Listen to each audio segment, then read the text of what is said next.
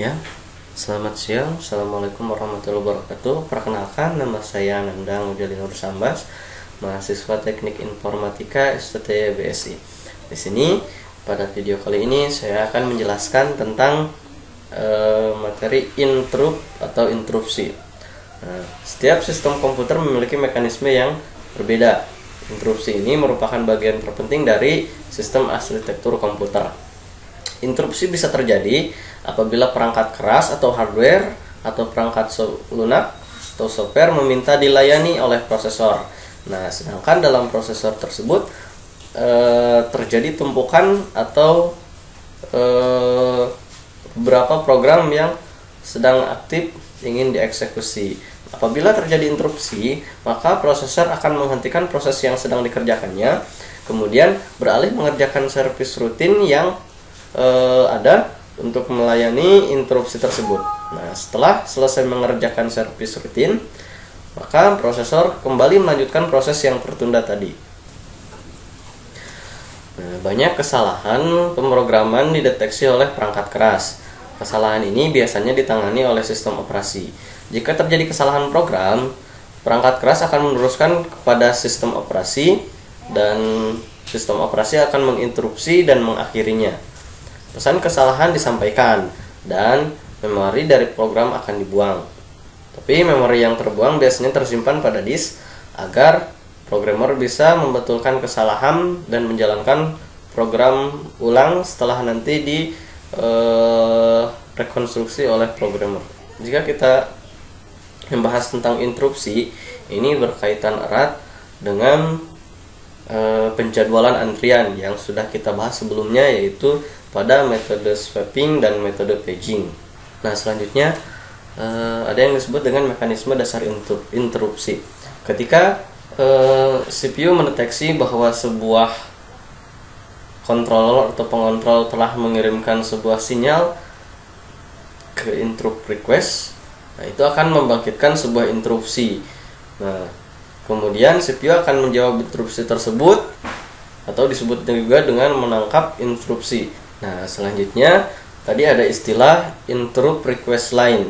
Nah, pada perangkat keras CPU terdapat sebuah kabel atau terdapat kabel yang disebut dengan interrupt request line.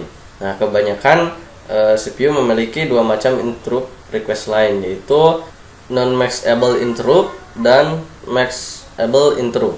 Maxable interrupt dapat dimatikan atau dihentikan oleh CPU. Interupsi sistem biasanya disebabkan oleh kejadian eksternal yang tidak bergantung pada proses yang sedang berjalan. Tipe interupsi dibagi tiga. Tipe interupsi dibagi tiga, yaitu adalah yang pertama adalah interupsi clock, kemudian yang kedua adalah interupsi I/O, kemudian yang ketiga adalah memory fault. Yang pertama adalah interupsi clock atau clock interrupt. Nah, sistem operasi menentukan apakah proses yang sedang running telah mengeksekusi selama jatah waktunya. Jika telah mencapai jatahnya, maka proses dialihkan ke kondisi ready dan proses lain itu akan dijadwalkan untuk dijalankan. Nah, kemudian yang kedua adalah interupsi masukan atau keluaran atau disebut dengan interrupt I/O. Nah, kejadian di mana peralatan I/O melakukan interupsi atau meminta layanan kepada sistem operasi. Sistem operasi akan segera menentukan aksi untuk melakukan input atau output yang harus dilakukan. Itu adalah yang disebut dengan interupsi I/O. Page atau memory fault. Sistem operasi segera memerintahkan untuk mengambil page yang terdapat dalam alamat yang dimaksud, kemudian akan dipindahkan ke memori utama. Itu yang dimaksud dengan page atau memory fault. Kemudian selanjutnya ada yang disebut dengan trap. Trap ini adalah interupsi juga karena terjadinya kesalahan atau kondisi yang dihasilkan proses yang sedang berjalan. Jadi kalau misalkan interupsi itu tidak disangkutkan dengan proses yang sedang berjalan, namun kalau trap ini dihasilkan dari, seperti contohnya adalah usaha untuk mengakses file, jadi usaha itu ilegal. Kemudian yang kedua, dengan adanya trap, Sistem operasi menentukan apakah kesalahan yang dibuat itu merupakan kesalahan yang fatal atau tidak. Kemudian jika kesalahannya fatal, maka proses yang saat itu sedang berjalan akan disingkirkan dan terjadi alih proses, mau itu ready stack atau yang lainnya. Nah, jika kesalahan tidak fatal, itu tergantung pada sifat kesalahan dan rancangan sistem operasinya. Kemungkinan yang itu adalah menjalankan prosedur pemulihan atau memperingatkan ke pemakai bahwa terjadi kesalahan dalam pengoperasian.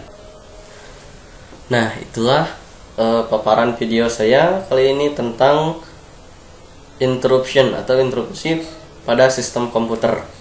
Terima kasih atas perhatiannya. Selamat bertemu kembali di video selanjutnya. Terima kasih. Assalamualaikum warahmatullahi wabarakatuh.